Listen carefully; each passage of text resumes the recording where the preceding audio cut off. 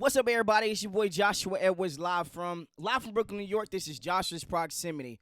Now we are officially into week 1 of the NFL regular season. If your fantasy football team won, congratulations. My main team is 1-0. My other leagues, I'm not doing too hot, but who really cares right now? But without further ado, let's go ahead and jump right into it.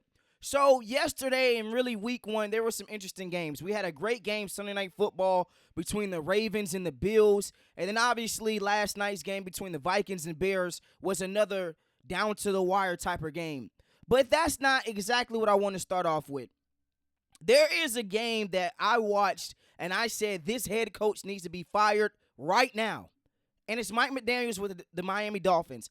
Now, when you're looking at the Dolphins, we look at them as more of a finesse team. They are not a solid team. They're not physical. Mike McDaniels had that one season with Tua Tagovailoa. I remember where guys said and analysts said, this dude is going to take Tua to the next level. And then you look at Brian Flores and that whole situation when Brian Flores said, I can't win with you. And then Tua was like, man, it's good to have a coach that can finally believe in me. And they just have not been exactly what we thought they would be. Nobody expected them to get blown out by the Indianapolis Colts 33-8. They did not look physical. Daniel Jones lit up the Miami Dolphins. Daniel Jones was cut mid-season because he could not play. Daniel Jones was signed to the Minnesota Vikings. Daniel Jones beat out a sorry Anthony Richardson, and he goes out here and puts up 33 points to the Miami Dolphins. Now, this is coaching malpractice at its finest. I don't believe this Harry Potter-looking coach is a coach. And like I said, man, it is okay to be an offensive coordinator. It is okay to be a defensive coordinator. You got guys getting head coaching jobs, and they were assistants of OC, an assistant of a DC, special teams coach. It is okay that people just become or stay offensive coordinators. I promise you. Robert Saleh, that whole fiasco didn't work in New Jersey with the Jets, New York Jets, whatever you want to call them. That didn't work. It's okay for him to be a defensive coordinator. It's okay for Brian Flores to be a defensive coordinator. It's okay for Spags to be a defensive coordinator. Mike McDaniels is not a head coach, and it's okay. And you just look at that game, man. What I ultimately took away for, this is his last. He'll get fired throughout the season. He won't make it the full season. I'm telling you right now, Mike McDaniels will not make it through the full season. You're going to see it, and it was very, very evident on yesterday. Now, you know I got to talk about my team, man, so I do just want to transition just a little bit. So, we played the Jacksonville Jaguars. We ended up ultimately losing that game. But I'm starting to get to a point where I can see that this guy really sucks, and it's okay. Xavier Legette. Now, I was telling people earlier this offseason, he's doing too much stuff in the media. He's doing too many commercials. He's doing too many stuff with not Lotto. What's the girl's name? You know exactly. Glorilla. Why is he shooting a music video with Glorilla? Bro, you need to be working on your hands. And once again, he fails me not.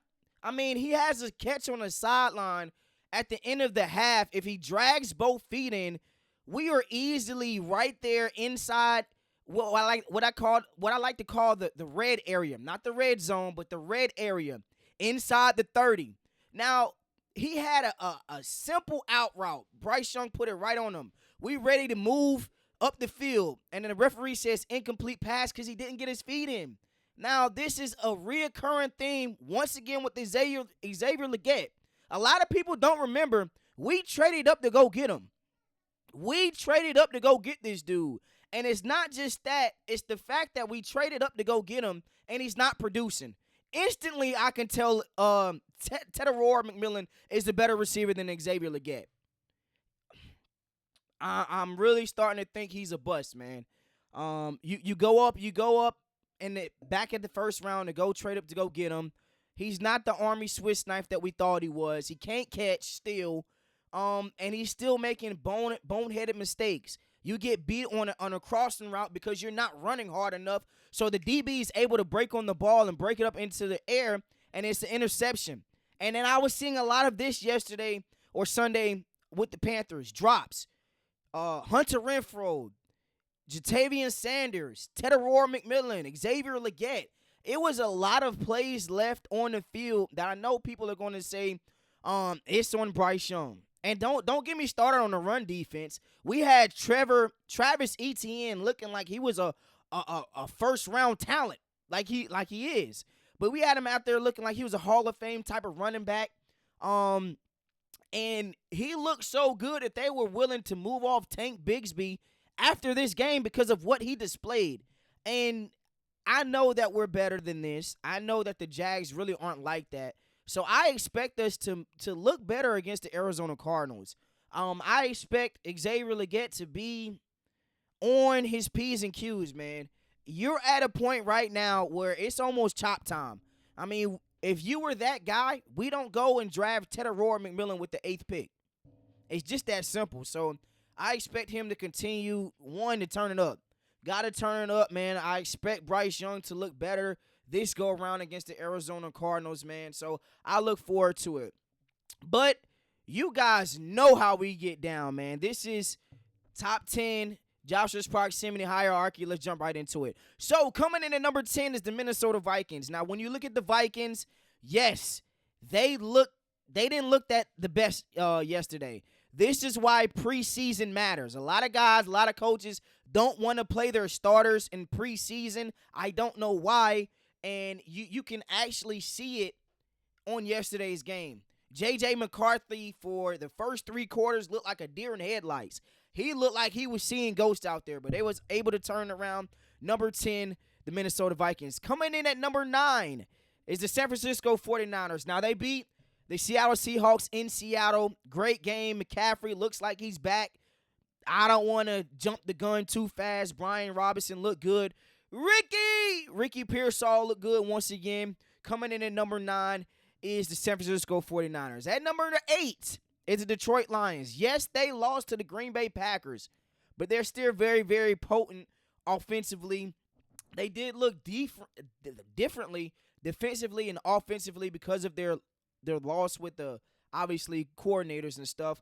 But I like the Detroit Lions at number 8. Coming in at number 7, the Cincinnati Bengals. Now, we know who Joe Burrow is. They got to win. That's all that matters. Everybody knows how slow of a start that they are always off to. They started off 1-0. They got to move up on the rankings. Number 7, the Cincinnati Bengals.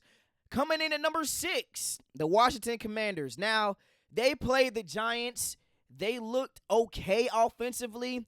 Left a lot of plays out there on the field. I would love to see how they're going to continue just to incorporate Deebo Samuel. Obviously, Terry McLaurin's got to get more reps. When you miss preseason, this is what happens. You're dropping passes. The mesh is off. The routes is off. Coming in at number 5. Coming in at number 6 is the Washington Commanders. Coming in at number 5, the Baltimore Ravens. Now, the Ravens, they should be top 3. But once again, they're up big. They get a lead, and then they lose the lead, lose the game. Up 15 with 3 minutes left. I'm calling for John Harbaugh's job at the end of the season if they do not produce. Coming in at number 5, the Baltimore Ravens. At number 4, the Los Angeles Chargers. They looked great. Physical. Could run. All the things done well at a high level. At number 4, the Los Angeles Chargers. Coming in at number 3, the Green Bay Packers. Now, you can obviously see a huge difference when it comes to Micah Parsons and his presence on the defensive side, man. It was very evident. They were moving around. They were flying around defensively. Coming in at number 3, the Green Bay Packers. Number 2, the Buffalo Bills. They played from behind, come back to win against a 2-time MVP, Lamar Jackson. And not only that, you were down 15 with 3 minutes and 40 seconds left. You make a play defensively, and then you end up scoring 2 touchdowns and a field goal ultimately to win the game. At number 2, the Buffalo Bills. And obviously number 1 is the Philadelphia Eagles. They are what they are. It's going to be a great matchup this week against the Kansas City Chiefs. I'm excited to see exactly what they look like, especially with the new addition that they just added, defensively, and obviously they just got Tank Bigsby from the Jacksonville Jaguars. But I look forward to that. And once again, man, this is Joshua's Proximity. We here. NFL season is here. Week 1 is done. Joshua's Proximity. We out, baby.